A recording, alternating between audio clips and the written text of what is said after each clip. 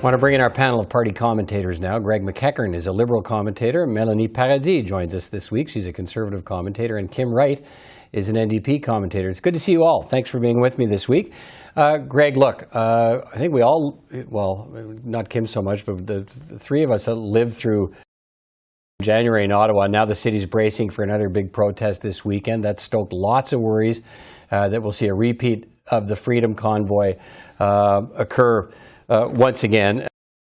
Let me ask you, and the police are blocking off access to Parliament and everything else, blocking streets around Parliament Hill. What do you think? Is it the right reaction or is it an overreaction? It's the right reaction. I hope it's enough this time. As you said that, Peter, I was surprised. My reaction of anger and anxiety starting to rise as soon as we hear this. And I'm about a block from the old red zone.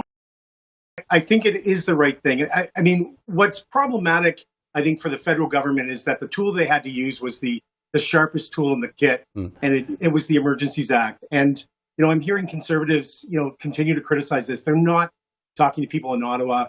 I'm getting provincial literature in my mailbox from the provincial PC candidate. I wish him a lot of luck on the doorstep because I think he's going to hear because the province of Ontario was invisible during the occupation. And, when we think about it, if you can't handle lofty ideology, Nazism or white supremacists, remember that these people treated people's backyards in Ottawa like bathrooms. It's disgusting. When you see a politician with their arm around one of these people from one of those old photos, where they're right now or talk about the Aga Khan rather than this, these are the type of people that they supported. All right, so there's lots of lessons learned from what happened in January and February, and clearly the police are trying to apply them here, Melanie, trying to get it ahead of this. But there are some people saying, look, taking this kind of action ahead of the event, shutting down access to Parliament Hill, shutting down access, at least in some measure, to the War Memorial. Certainly they won't be allowed to stop their motorcycles there, won't be allowed to get to Parliament Hill. What's your view of this? Right reaction or overreaction? No, I think it's absolutely a fair reaction. The Ottawa police, this is an issue for them to determine what the best course of action is. And that's exactly what they're doing. It sounds like from their press conference today that they've got a plan. They're taking this pretty seriously, and they're making it clear to people that they won't be tolerating any encampments, and they shouldn't. Kim Wright, what are your thoughts? Well, goodness, I don't think they're going to bring in a sauna this time like they did in the last round of protests. But look, how do you get a sauna on a motorcycle? I guess that's who knows? I'm always surprised at how they built their own huts for their propane tanks under the watchful eye of Ottawa police last time. So who knows how they'll do it this time? But look, the reality is every weekend in downtown Toronto, there is a convoy protest of some sort, and police come in and they shut off certain streets and they manage the situation, and they come in, they protest, and they go home. That's how this works every single weekend in downtown. Hopefully the Ottawa police have learned lessons of how to manage their own city this time. All right, Melanie, let me stay with this conversation a little bit in the context of this weekend's demonstration. It comes as the Prime Minister, announces public inquiry, which he has to do by law, into the Act. But we have, the government sending pretty clear directions here. It's not prepared to waive cabinet confidence to release all of these documents that, although they're saying, perhaps on a case-by-case basis, that Justice Rouleau might want to see. Do you have any concerns about transparency in the process to investigate and to look into why the government used the Emergencies Act and whether the focus is in the right place on the government? Testers. Well, absolutely. And I think the cabinet confidence is an easy excuse to avoid that transparency. And people should be asking more questions. We should absolutely expect more disclosure on this. And why do you think that's important? Why do you think that if there's a judge overseeing this, that he's not the right person to get for transparency he needs to get on behalf of Canadians? Well, I mean, I think it's why do they have to claim that it's cabinet confidence? They can't disclose that to the judge. Is he going to be the one who's deciding what the committee reviews? I think that it's just not really clear to people what to expect here in terms of disclosure will be, what the level of transparency will be. Kim Wright, do you have any concerns about how this process might unfold?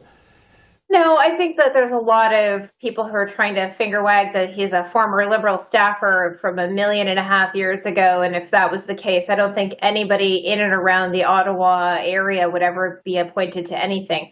Look, the transparency aspect of this is absolutely necessary. This was the first time that the Emergencies Act was being used. In what context was it being used? I think that's where Canadians have been looking for some clarity.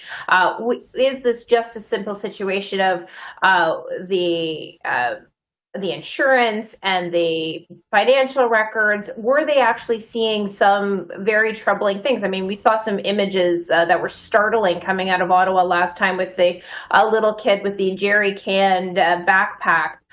Those kinds of things were very disconcerting to Canadians. Now, the bigger question I have, Peter, is going to be how are the leadership candidates for the Conservative Party leadership going to play into this? I mean, they went for pizza last time and with them. Here, Polyev did a press conference earlier today that didn't show a lot of freedom loving from his perspective when he was taking some protesters away or some of his people. So I like when they talk about freedom, but I guess the question is, what does freedom actually mean to some of these leadership candidates that are shouting it at every opportunity? Greg, can we have full transparency in this investigation into the use of the Inquiries Act, the Emergency and Cabinet confidentiality?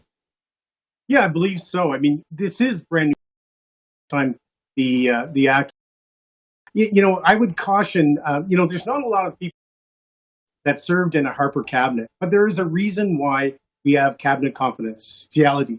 And I think that's important to remember. When you move into opposition, I guess maybe perhaps in a world where, lying means you never have to say you're sorry, but you may have to live with this. So if you're saying that you're in favor of that now, well, maybe does that mean we can open up some of the decisions that the Harper cabinet made? It is a really slippery slope. It exists for a reason.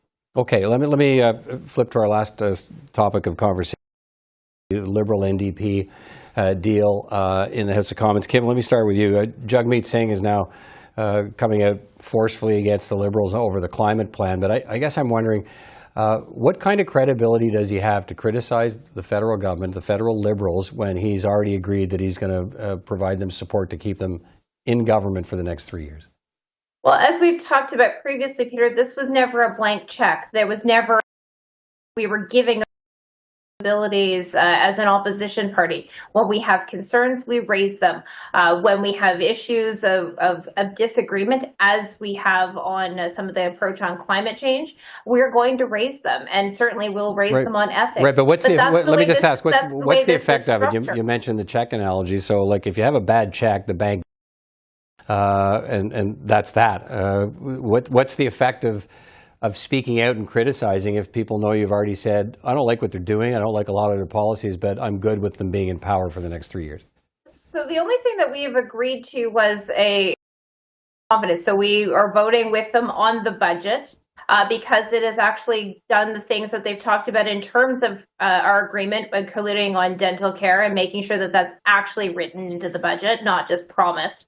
So on the other things that are in front of Parliament, we are absolutely front of this and a reason to think otherwise. Okay, we're an opposition party. Melanie, let me hear you on this. So I think that Jagmeet Singh actually hit the nail on the head earlier this week when he said that workers really need to be government action on climate change, and he highlighted the fact that 170,000 fossil fuel industry workers are facing an uncertain future right now. And I believe he used the words like economic calamity that needed to be prevented because there needs to be an actual government plan. And there isn't one. He called it a complete failure. I think he's actually right. The problem is he's not backing that up with any action words. And they're words that he's using strategically to shore up support, specifically with unionized labor, who will bear the brunt of this economic calamity that he's warning about. But the question remains, like, will he put his money where his mouth is and actually vote accordingly? All right, Greg, let me hear you on this. What's happening? Well, I would challenge what Melanie just said. in terms of the only form of accountability then is a confidence vote, which would happen a couple of times. The Conservatives should stop going to question period. Peter, cancel this program.